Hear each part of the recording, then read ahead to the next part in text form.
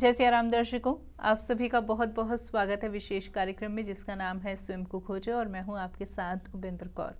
दर्शकों, कार्यक्रम की पिछली श्रृंखला में बहुत ही सुंदर प्रसंग चल रहा था। जैसा कि हम सभी जानते ही हैं कि प्रसंग था कि जब हनुमान जी और भरत जी की मुलाकात होती है तो भरत जी हनुमान जी को राजसभा में लेकर जाने लगते हैं। तो ऐसे में हमने कार्यक्रम की पिछली श्रृंखला में आपसे कहा था कि हम कार्यक्रम की अगली श्रृंखला में जानेंगे कि माता सुमित्रा को जब यह सब कुछ पता चलता है और उनकी मुलाकात जब हनुमान जी से होती है तब क्या कुछ होता है वहां पर, वो हम जानेंगे आज इस कार्यक्रम के माध्यम से अपने बेहद ही विशेष मेहमान से। जी हाँ, हम बात करें मोटिवेशनल स्पीकर सौरभ जी की। तो आइए सबसे पहले मिलकर उनका स्वागत करते हैं और फिर विशेष प्रसंग पर चर्चा करते हैं। जय सिया राम सर, बहुत बहुत स्वागत है जय आपका। सिया राम, आपका भी बहुत बहुत स्वागत है। सभी श्रोताओं एवं दर्शकों का भी बहुत बहुत स्वागत है। सर, जैसे कि कार्यक्रम की पिछली श्रृंखला में हमने आपसे जाना कि भरत जी और हनुमान जी की भेंट हुई है। अब ऐसे में भरत जी हनुमान जी को राजसभा में लेकर जाने लगे हैं। अब हम आपसे यही जानना चाहेंगे, जब सुमित्रा माता को यह सब कुछ पता चलता है और सुमित्रा माता की हनुमान जी से भेंट होती है तब क्या होता है? बहुत सुंदर।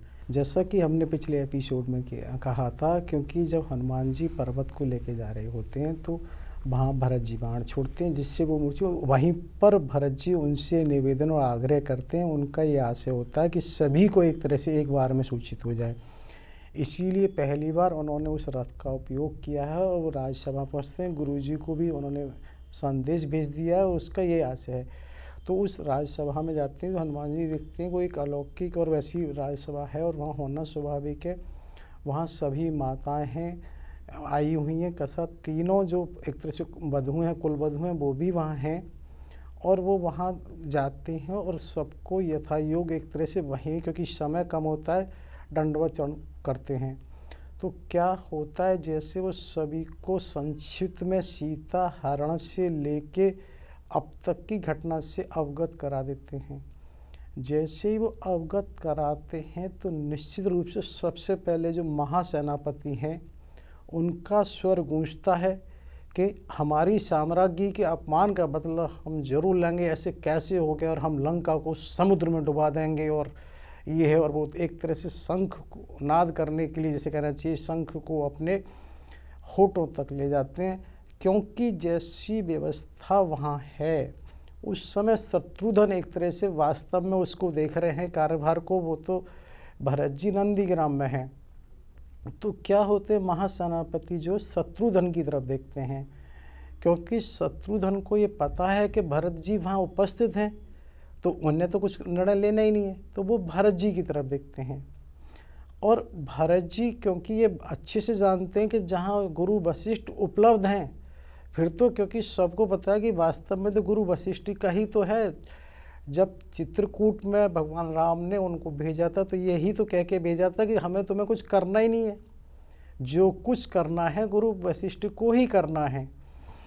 तो जब ऐसा है तो ये कैसे हो सकता है गुरु वशिष्ठ जहाँ उपस्थित हो वहाँ भरत जी कुछ कहें? क्या होता है कि वशिष्ठ जी कुछ कहते हैं उससे पहले ही माता सुमित्रा बड़े ओजस में उसमें कहती हैं, शत्रुघ्न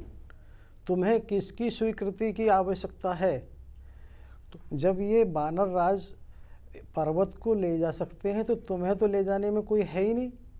क्योंकि लंका इतनी दूर है और सारी सेना को वहाँ तक पहुँचने में समय लगेगा और इस समय जो राम है वो बिल्कुल अकेले हो गए हैं। तो उन्हें तुम्हारी आवश्यकता है और तुम्हें तुरंत पहुंचना चाहिए और उनसे जाके ये कहना कि अगर उसको ये लक्ष्मण का ऐसा हो गया तो इसमें क्या बात है, ये तो सेवक धर्म का कर्तव्य है, इसमें तो ये सौभाग्य का विषय है और स्वामी को तो इसके लिए बिल्कुल रुदन नहीं करना चाहिए। उनसे कह देना कि वो किसी भी तरह से उसके बारे में क्या सोचना, सीता को लेके ही बस वो आए, ये तो उसका कर्तव्य है। और क्योंकि यहाँ ये चीज़ मैं फिर कहना चाहूँगा, जिस समय वनगमन वाला एपिसोड हमने किया था तो लक्ष्मण जी को माता सुमित्रा ने उस समय भी उनको इस तरह से अंदाज़ा दे दिया था कि सेवक को अगर एक तरह से प्राण की आहुति भी देनी पड़े तो कहीं ना कहीं उन्हें भी ये सब भान था कि ऐसा हो सकता है और यहाँ किसी भी तरह से वो है। लेकिन क्या होता है, जब ये वो कह रही होती हैं तुरंत माता कौशल्या बीच में बोलती हैं, नहीं तुम मेरा संदेश ये कह देना कि राम यदि आए तो लक्ष्मण और सीता के साथ ही आए, नहीं तो नहीं आए, और उससे ऐसे वो नहीं लौटे।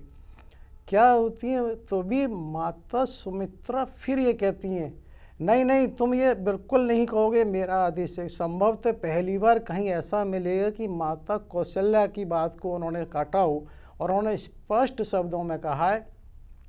कि नहीं, तुम ऐसा नहीं कहोगे और तुम शत्रुघ्न को ले जाओ, और ये भी तुम मानना कि शत्रुघ्न को सेवा करने में भी इसकी भी कुछ हो जाती है, तो ये इसका सौभाग्य, और मैं अपने को वास्तव में ऐसी माता समझूंगी कि हाँ मैं इस योग्य हुई, और बिल्कुल संकोच ना करे वो, अरे ये तो सेवक के लिए क्या सोचना है,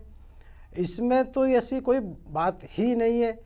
तो होता क्या है, जब इस तरह से हो रही होती है, तुरंत वहाँ पर एक तरह से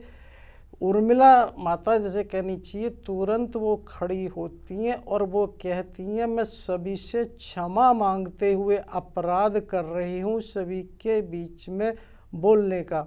और वो ये कहती हैं, अरे इस सब की आवश्यकता है ही कहाँ, ऐसा कुछ है ही नहीं, ऐसा कुछ हो ही नहीं सकता। मेरी आप एक तरह से चूड़ियों को भी दिखाती हैं कि ये देखिए कोई भी चूड़ी कहीं भग्न नहीं है। वो ऐसा भी आता है कि जो उनकी इतनी एक तरह से जब वो उठी तो हनुमान जी भी उनको अलग से प्रणाम किया है, क्योंकि उन्हें लगा माता जगदम्बा साक्षात यहाँ आ गई हैं, उनसे इतना मिलता जुलता और उनका स्वर भी ऐसा है, तो उन्होंने उनको अलग से चरण वंदन किया है। और ये भी आता है कि वो एक तरह से घूंघट अवगुंठित करके उसमें शब्द है कि वो उसमें है, और उन्होंने ये भी कहा है कि जो मेरा एक तरह से मांग कहें सूर कहें कि मेरा बिल्कुल अब उसमें लेस मात्र भी कहीं वो नहीं है, पूरी तरह से चमक रहा है। हल्का सा उन्होंने बताते घूंघट एक क्षण के लिए उठा के दिखाया है कि कहीं कुछ ऐसा है ही नहीं, अनावश्यक इस पर कहीं कोई आवश्यकता ही नहीं है। तो वहाँ पर गुरु वशिष्ठ तुरंत ये कहते हैं, अरे किसी की कोई आवश्यकता ही नहीं है, जहाँ तुम जैसी सती होंगी, तुम्हारी सतीत्व के सामने तो ब्रह्मा को भी अपने सारे नियम बदलने पड़ेंगे, ब्रह्मा की शक्ति भी कुछ भी नहीं है, और उस सती की वजह से तुम्हारे ही और उसका कुछ नहीं हो सकता। ये मान लो मेघनाथ ने तो अपनी जीवन लीला समाप्त करी, अगला सूर्यास्त वो नहीं देख पाएगा। और जब इस तरह से जो वो बात कर रहे होते हैं तो सबको लगता है कि गुरु वशिष्ठ की बात पर कहीं विश्वास ना करने जैसा तो कुछ है ही नहीं। जिसकी वाणी से गुरु वशिष्ठ ने कह दिया तो उस पर तो संदेह है ही नहीं,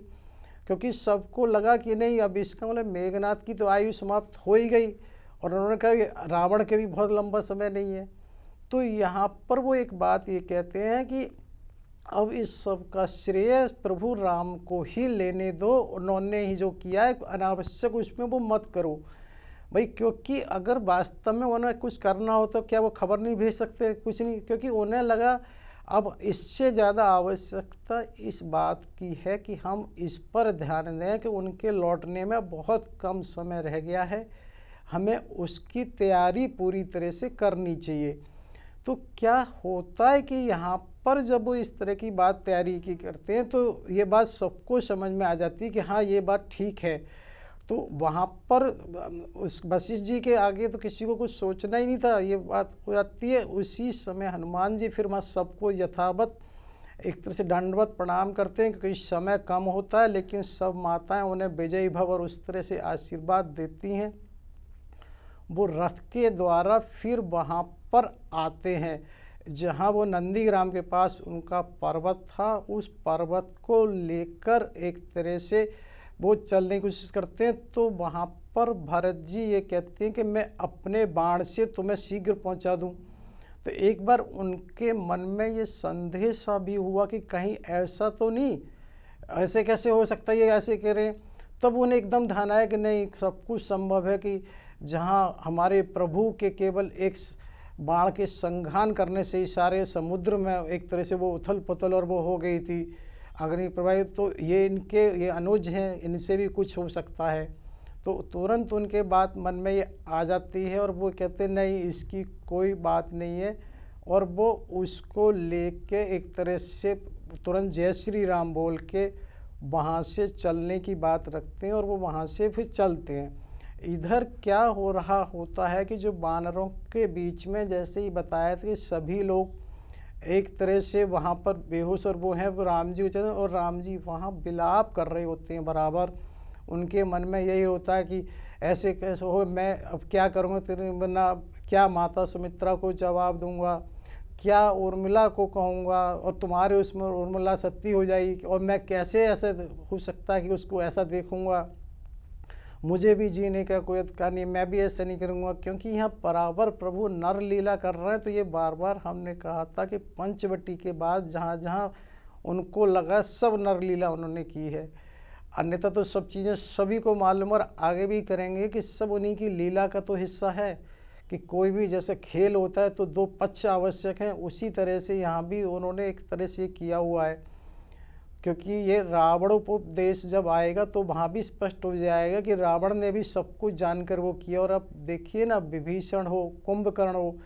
कौन ये कहें कि कौन उनका भक्त नहीं है, पर कौन कैसा है क्या है एक अलग चीज़ है।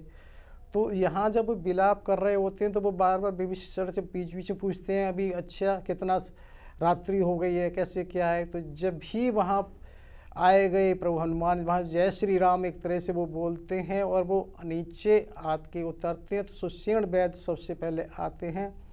और सुषेण वैद्य उनको एक तरह से उस औषधि का उपयोग कराते हैं और हनुमान जी से ये कहते हैं